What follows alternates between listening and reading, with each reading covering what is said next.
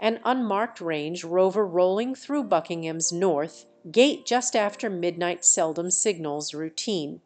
Yet palace staff knew this arrival was different. Inside sat the Archbishop of Canterbury clutching a crimson folder, sealed with wax, a document rumoured to carry the king's most explosive instruction since his accession.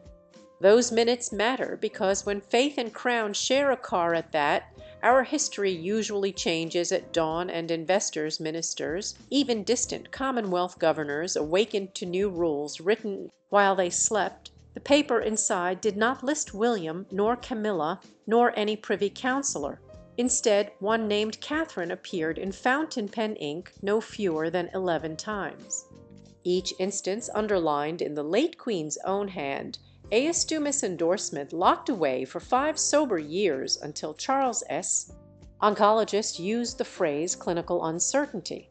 By sunrise, the folder sat in princess and gloved grasp, and what followed may prove the quietest coup in Windsor memory. Why it matters leaps beyond salacious gossip.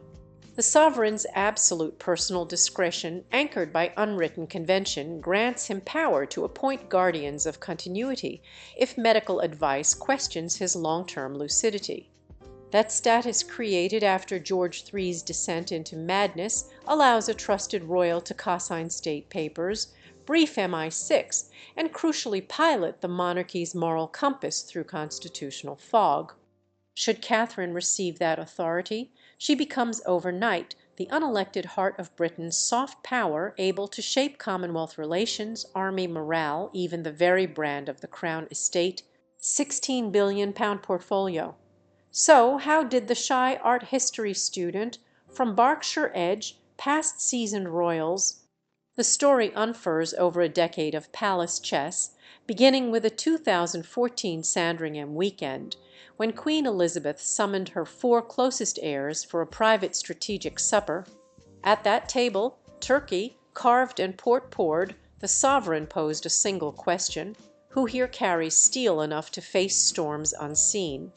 Charles spoke of duty, William of modernization, Camilla of resilience, but Catherine only nodded and whispered, "One serves best by listening first." According to a footman who hovered beyond the double doors, the Queen smiled wider at that line than at any toast that evening. Fast forward to 2020. Harry's departure left a vacuum of charisma. Andrew's disgrace created a chasm of trust. With William's diary packed and Charles nursing swollen fingers from steroid treatments, the palace needed a public anchor. Inside the Privy Purse office, a dossier labeled MVP, monarchy value projection, charted social media sentiment, charity impact scores, and diplomatic soft power indices.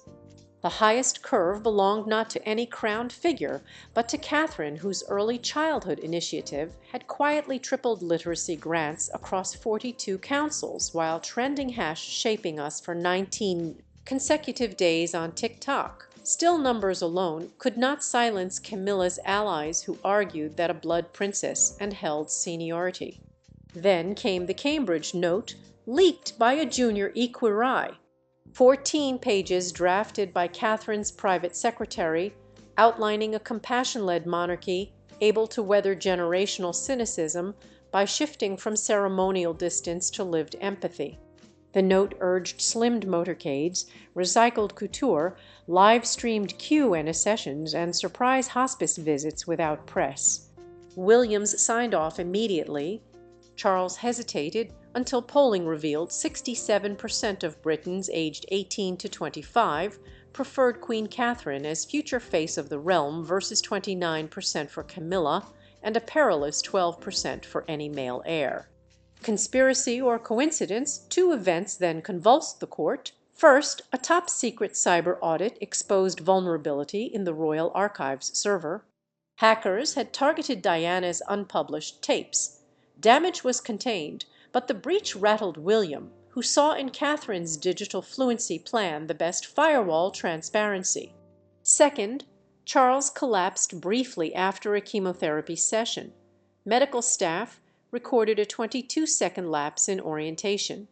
The regent's clock, a literal timer kept since 1811 to mark potential incapacity ticked for the first time in modern reign. Though the king recovered within hours, mythology had cracked. Continuity needed insurance.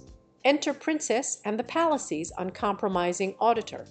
The Princess Royal, famed for finishing state dinners before slower guests' complete soup, reviewed Catherine's preparedness in one brutal weekend, 5:00 a.m. Briefings on Commonwealth trade, unscheduled rugby club visit, and a simulated hostage scenario inside Balmoral's game ladder exercise code name Thistle Shield. Catherine emerged mud-streaked yet still briefing aides on local employment stats and reported to her brother, "She's granite in silk." Charles nodded and quietly updated the Guardian Act letter, naming Catherine primary deputy once William becomes king and interim deputy should illness demand it sooner. Yet Camilla, no stranger to palace warfare, countermobilized.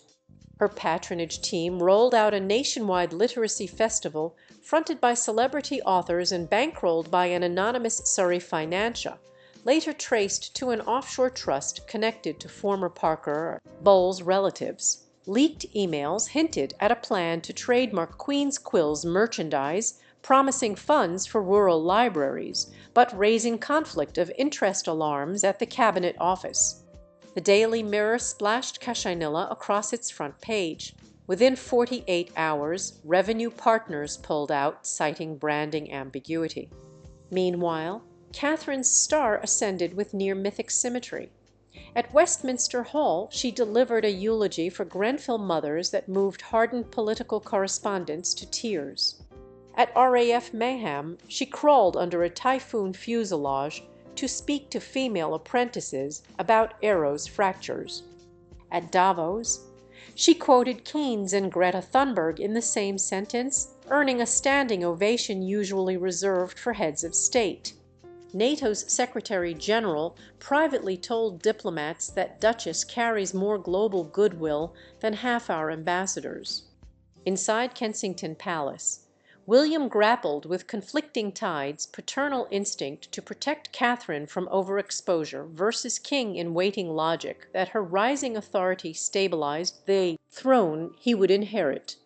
Their compromise, a joint manifesto to be unveiled post-coronation, pivoting the monarchy toward evidence-led empathy, with Catherine spearheading mental health research across the G7 and William championing tech-driven climate resilience.